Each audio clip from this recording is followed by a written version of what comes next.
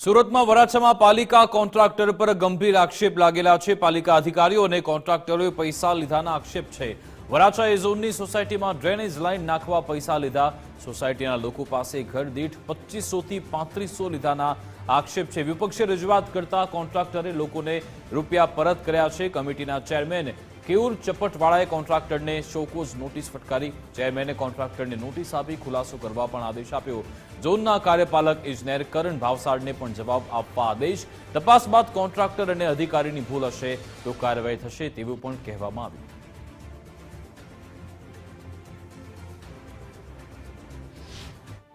સુરતના વરાછા ઝોન વિસ્તારમાં આવેલી સોસાયટીમાં ચાલી રહેલી ડ્રેનેજની કામગીરી દરમિયાન કોન્ટ્રાક્ટરો દ્વારા લોકો પાસેથી 2500 થી 3500 રૂપિયા વસૂલવામાં આવતા હોવાના આક્ષેપ વિપક્ષ દ્વારા કરવામાં આવ્યા છે, જેને લઈને હવે ડ્રેનેજ સમિતિના ચેરમેન આ બાબતે શું કહી રહ્યા છે આપણે જાણવાનો પ્રયાસ કરીશું।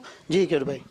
સુરત મહાનગરપાલિકા દ્વારા લાખો અને કરોડોના ખર્ચે સુરતવાસીઓને પ્રાથમિક સુવિધા આપવાના કામો કરવામાં આવી રહ્યા છે, જેમાં પીવાના પાણીની લાઈન હોય, ડ્રેનેજ નેટવર્કનું કામ હોય કે રસ્તાનું કામ હોય। આમ છતાં કોઈક જગ્યાએ એટલે કે એમના જે રૂપાલી સોસાયટી વરાછા એ ઝોનમાં આવી છે ત્યાં સ્થાનિકો દ્વારા ફરિયાદ કરવામાં આવી હતી કે કોન્ટ્રાક્ટર દ્વારા તેઓ પાસે ગેરકાયદેસર પૈસાની માંગણી કરવામાં આવી છે।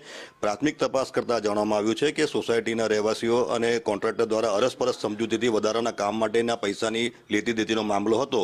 આમ છતાં સ્થાનિક રહેવાસીઓની ફરિયાદને ગંભીરતાથી ધ્યાને લઈ તરત જ અમે તપાસના આદેશ કરી દીધા હતા। કાર્યપાલક ઇજનેરે કોન્ટ્રાક્ટરને શોકોઝ નોટિસ પાઠવી દીધી છે અને દિન 3માં ખુલાસા કરવાનું જણાવ્યું છે।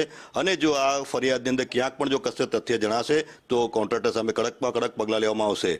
આમ છતાં મારે કહેવું છે કે સુરત મહાનગરપાલિકા જ્યારે આખા સમગ્ર સુરત શહેરની અંદર પ્રાથમિક સુવિધાના કરોડો રૂપિયાના ખર્ચે કામો કરી રહી છે ત્યારે આવી કશી પણ ઘટના કે કોઈ ફરિયાદ કશેથી પણ આવતી નથી। અને આ ઘટનાની અંદર પણ સ્થાનિક સોસાયટીના રહેવાસીઓને ગેરમાર્ગે દોરીને વિપક્ષ દ્વારા સમગ્ર ઘટના રાજકીય રંગ આપવાનું કામ કરી રહ્યા છે, ત્યારે આ ઘટનાને પણ વખોડી નાખું છું। અને જ્યાં સુધી સંપૂર્ણ તપાસ ન થાય અને કોન્ટ્રાક્ટર દોષિત ન થાય ત્યાં સુધી સોસાયટીવાસીઓને પણ ગેરમાર્ગે દોરવાની વિપક્ષની જે કૃત્ય છે તેને નિંદાને પાત્ર છે।